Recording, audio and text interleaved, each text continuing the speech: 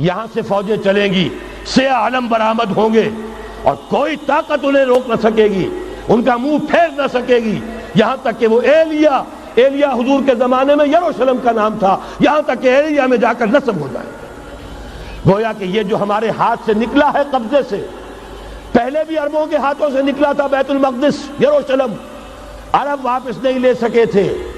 کرد خون صلاح الدین ایوبی اس نے واپس لیا، عربوں میں دم نہیں رہا تھا، عیاشیوں کی وجہ سے کھوکھلے ہو چکے تھے۔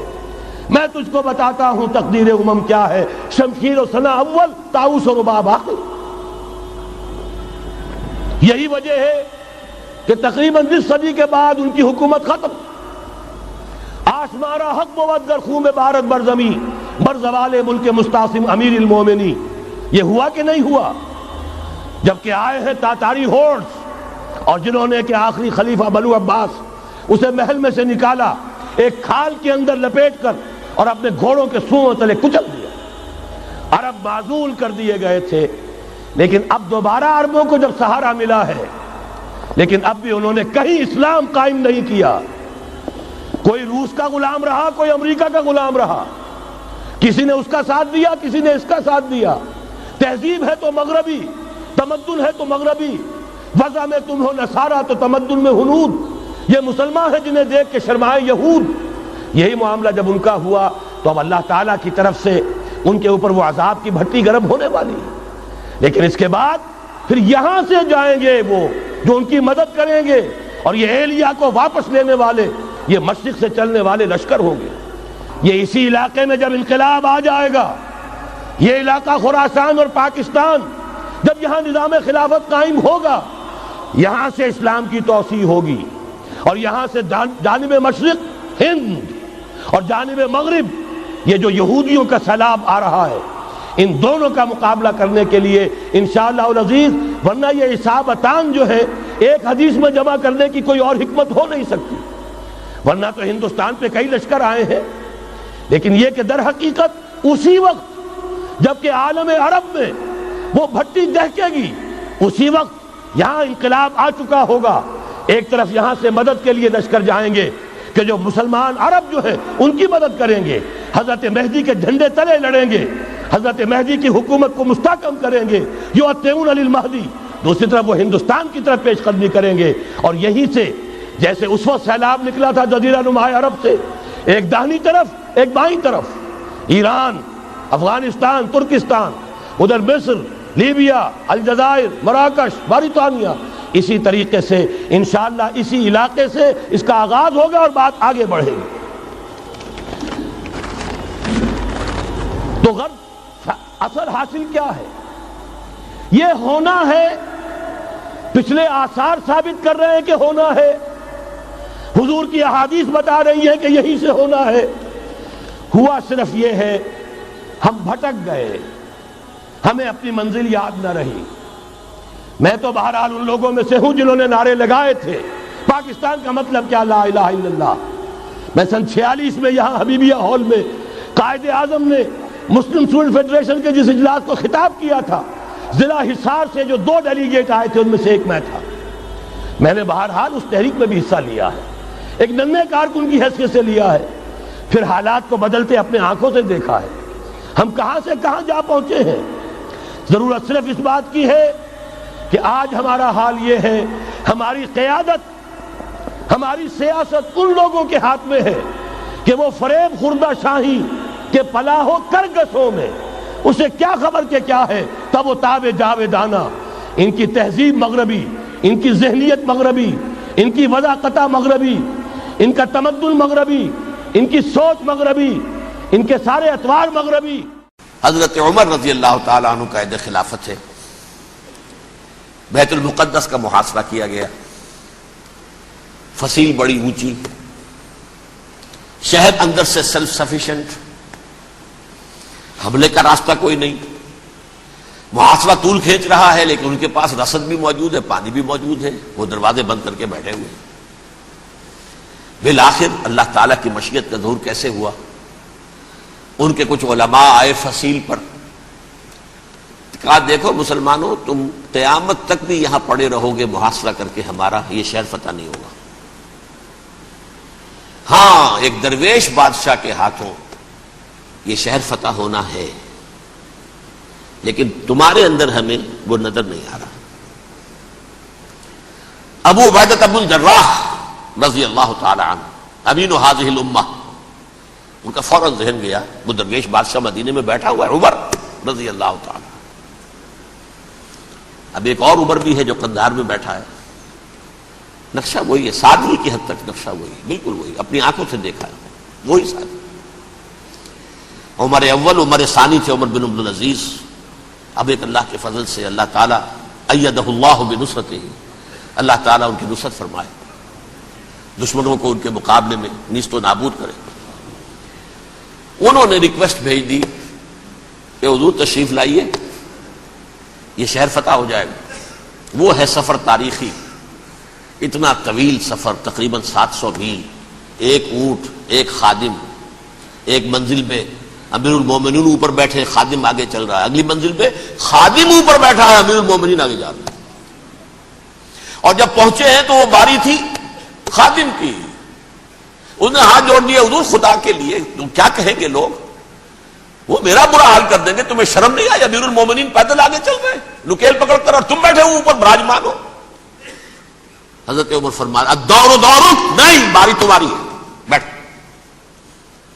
اس حال میں پہنچے ہیں، اور پھر یہ کہ ابو عبیدہ بن الجراح آئے ہیں، استقبال کیا ہے تو دیکھا ہے اس حال میں چلے آ رہے ہیں، عمر نکیل پکڑے ہوئے چلے آ رہے ہیں، اور کہتے ہیں کہ کہیں کیچڑ ویچڑ تھا، جوتے خراب ہو گئے تھے، وہ بھی اتار کے ہاتھ میں پکڑے ہوئے، کپڑے تو تھے ہی پھٹے ہوئے۔ انہوں نے کہا کہ حضرت ابو عبیدہ نے، دیکھیے یہ بڑا متمدن ملک ہے، بڑا مہذب علاقہ ہے یہ، آپ ذرا حلیہ اپنا درست فرما لیں تب جا کے پیش ہم آپ کو کریں گے۔ آپ نے فرمایا نحن قوم اعزنا اللہ بالاسلام، ہم وہ قوم ہیں جنہیں اللہ نے عزت دی ہے اسلام کے ذریعے سے، کپڑوں کے ذریعے سے نہیں، دولت کے ذریعے سے نہیں۔ اسی حال میں گئے ہیں، اوپر سے انہوں نے کھڑے ہو کر نشانیاں دیکھی ہیں، اپنی کتابیں کھولی، ہاں یہ وہی ہے، اچھا لو جی سرنڈر، شہر تمہارے ہاتھ میں۔ خون کا ایک قطرہ نہیں بہا اور بیت المقدس فتح ہو گیا۔ لیکن اس وقت حضرت عمر نے ایک نرمی یہ کی کہ یہودیوں کے لیے بھی اسے اوپن سٹی قرار دے دیا۔ یہ احسان عظیم حضرت عمر کا، اس سے پہلے یہودی آ ہی نہیں سکتا تھا، داخل ہی نہیں ہو سکتا تھا، وہاں وہ آ کر وزٹ نہیں کر سکتا تھا، زیارت نہیں کر سکتا تھا اپنے مقدس مقامات کی۔ حضرت عمر نے یوں سمجھیے کہ تقریباً 550 برس کے بعد ان کے لیے راستہ کھولا ہے کہ ہاں تم آ سکتے ہو، زیارت کر سکتے ہو۔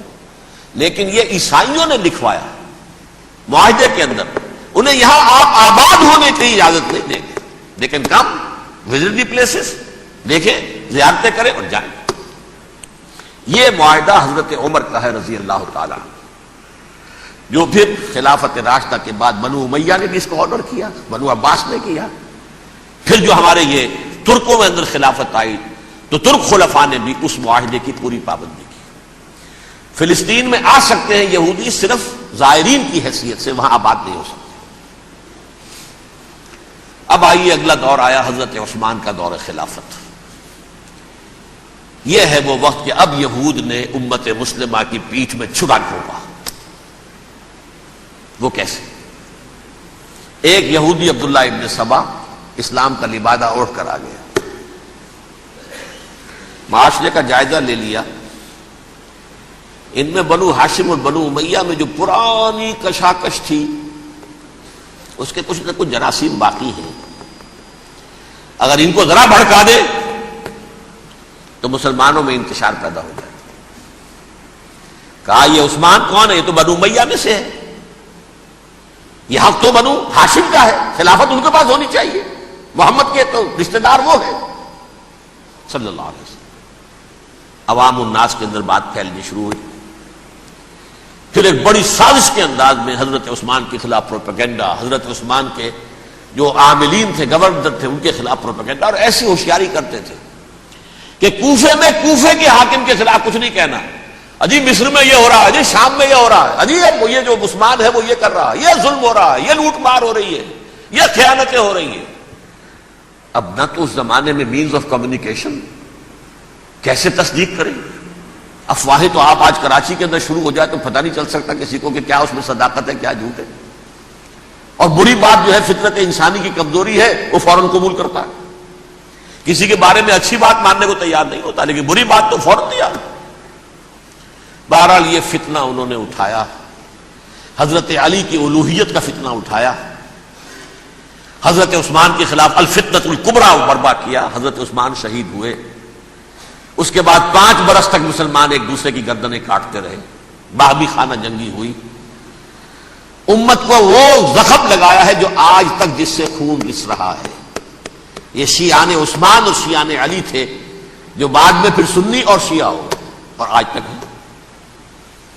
فتنہ کس نے جگایا؟ ایک عبداللہ ابن سبا یہودی اور اس کے کارندے، شیطان کا ایجنٹ، اور انسانوں میں سے بھی اس کے جو بھی حواریین تھے اور شیطانوں کے اندر سے بھی تھے، انہوں نے بھی اس آگ کو بھڑکایا. یہ آپ سوچ لیجئے کہ یہ کس نے وہ زخم لگایا؟ یہودی. اگلا دور آیا، خلافت راشدہ ختم ہوئی، بنو امیہ کا بھی دور کافی گزر گیا. طارق ابن زیاد 712 عیسوی میں حملہ کرتے ہیں اسپین پر. اسپین اس وقت عیسائیت کا بہت بڑا گڑھ، بڑے کٹر ترین عیسائی جو ہے وہ اسپین میں تھے. لہذا یہودیوں کی وہاں بہت پٹائی ہوتی تھی، بہت پٹائی ہوتی. میں بتا چکا ہوں، دشمنی تھی ان کی تو چلی آ رہی تھی عیسائیوں کے ہاتھوں یہودیوں کی. وہ تو سن 300 عیسوی سے ایمپرر کانسٹنٹائن کے بعد سے شروع ہو گئی تھی.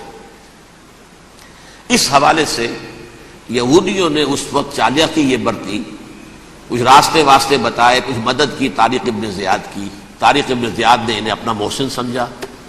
ہسپانیہ فتح ہو گیا تو یہودی چونکہ محسنین کی فہرست میں آ چکے تھے، انہیں بہت اقتدار نصیب ہوا. بڑی سپورٹ مسلمانوں نے دی. ان کے بڑے بڑے علماء جو اسی دور کے اندر پیدا ہوئے، بڑے بڑے تھنکرز ان کے اسی دور میں پیدا ہوئے. بن گوریون جو کہ ایک وزیر اعظم تھا اسرائیل کا، اس نے یہ لکھا اپنی کتاب میں، Muslim Spain was the golden era of our diaspora.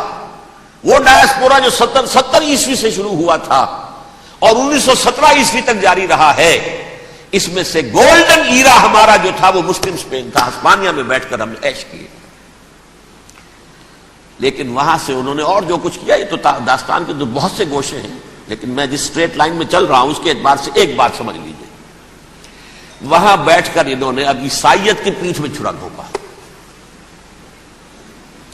Protestant مذہب پیدا کیا، تقسیم کر دیا.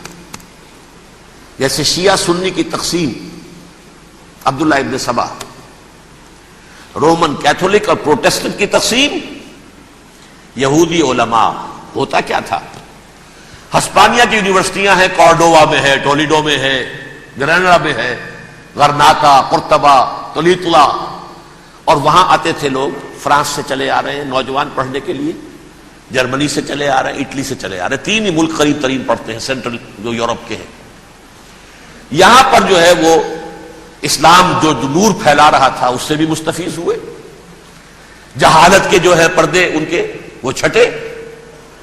اس کے ساتھ ہی وہ یہودی وہاں ان کے اندر جو جراثیم داخل کر رہے تھے وہ اس عیسائیت کے خلاف بغاوت